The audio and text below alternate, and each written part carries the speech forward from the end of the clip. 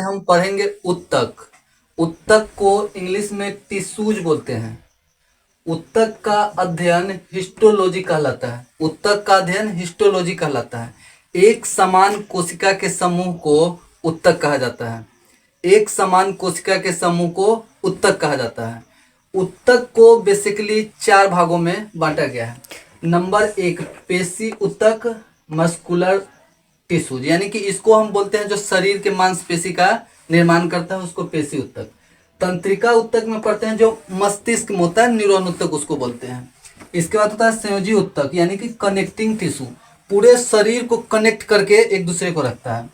और उसके बाद आ गया उपकला उत्तक, यानी कि एडिपोज टिश्यूज, ये हमारे शरीर को सुंदरता प्रदान करते हैं, यानी कि सुरक्षा देता है। ठीक है, यानी कि उत्तक 4 प्रकार का होता है। अब हम पढ़ेंगे कि पेशी उत्तक कितने प्रकार का होता है।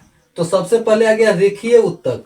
रेखीय उत्तक को हम ऐच्छिक उत्तक भी बोलते हैं, यानी कि इसमें जो शरीर होता है ना, शरीर की जो मांसपेशी होती है वो हमारे इच्छा अनुसार काम करता है। और इसकी विशेषता है कि यह हड्डियों से जुड़ा होता है।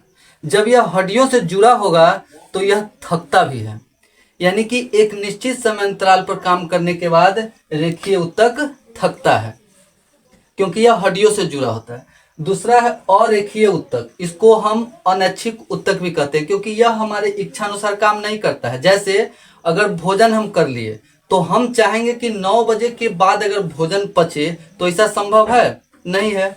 यह आपको पेट, गुर्दा, लीवर, फेफड़ा से जुड़ा होता है, जिसको हम अरेखीय उत्तक बोलते हैं। अरेखीय उत्तक का ही एक भाग होता है हृदय उत्तक, जिसका दिल बना होता है। यह दूसरे मांसपेशी का बना होता है दिल, जिसको हम हृदय उत्तक बोलते हैं। और यह तीनों उत्तक मिलकर के पेशी उत्तक का निर्माण करता है, और पेशी उत्तक उत्तक का एक भाग है। ठीक है, अब हम आते हैं तंत्रिका उत्तक, जिसको न्यूरॉन बोलते हैं। तंत्रिका उत्तक क्या होता है कि ब्रेन में रहता है, यानी कि ब्रेन का काम करता है, इसीलिए हम लोग बाइक पर हेलमेट लगा करके चलते हैं। तीसरा है संयोजी उत्तक, यानी कि कनेक्टिंग टिश्यू। संयोजी उत्तक जो होता है पूरे शरीर को एक दूसरे से कनेक्ट करके रखता है, यानी कि जोड़ करके रखता है। जैसे कि ब्लड पूरे शरीर को जोड़ने का काम करता है, जिसको रक्त बोलते हैं।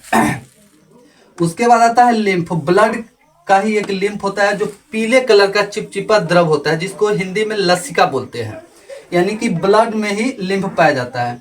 एक होता है बोन, हड्डी, जो पूरे शरीर को जोड़ करके रखता है। और उसी का एक भाग होता है कार्टिलेज। कार्टिलेज नरम हड्डी होता है, एक दूसरे पर ऐसे चढ़ा रहता है। अगर ऑब्जेक्टिव में पूछे कि संयोजी उत्तक कौन है, तो हम मारेंगे ब्लड। ठीक है, यानी कि संयोजी उत्तक पूरे शरीर को कनेक्ट करके रखता है। ब्लड में लिम्फ और बोन में कार्टिलेज, ये सब मिलकर के आपको संयोजी उत्तक कहलाता है। और संयोजी उत्तक उत्तक का एक भाग है।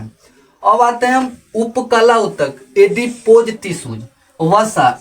आप देखते होइएगा कि मोटे आदमी को कम चोट लगता है, लेकिन पतला आदमी को अधिक चोट लगता है। सीधे हड्डी पर लगेगा धा, तो पतले आदमी को सीधे हड्डी पर लगता है। यह हमको सुरक्षा प्रदान भी करता है और सुंदरता प्रदान भी करता है। पतला दुबला आदमी जिसमें वसा कम होता है, उसका गाल पचक जाता है, मुंह टेढ़ा हो जाता है, उसमें वसा की कमी होती है। वसा के कारण ही किसी का पेट निकल गया रहता है, यानी कि अगर 4 दिन भी अगर वो भोजन नहीं करेगा तो उसका पेट कम नहीं होने वाला। इसका मतलब है कि वो वसा के कारण होता है। जैसे ऊंट का जो कुबर होता है, ऊंट का कुबर, उसमें पानी नहीं भरा रहता है, उसमें वसा रहता है, वसा के कारण वो कुबर निकला रहता है। तीसरा है पेट, जो चर्बी, मतलब पेट में वसा होता है जिसके कारण पेट लटक जाता है। अब आते हैं चर्बी, जो स्किन के नीचे चर्बी रहती है।